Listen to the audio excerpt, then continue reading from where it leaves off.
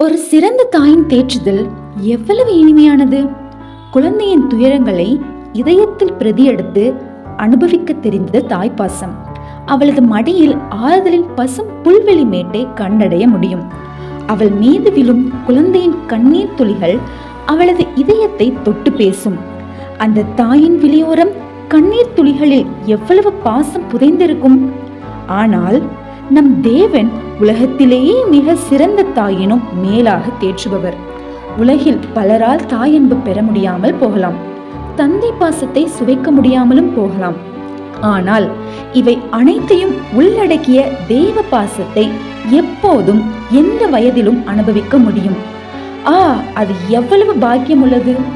ஒருவனை அவன் தாய் தேற்றுவது போல நான் உங்களை தேற்றுவேன், நீங்கள் எருசலேமிலே தேற்றப்படுவீர்கள் என்கிறார் நம் தேவன். ஆமென்.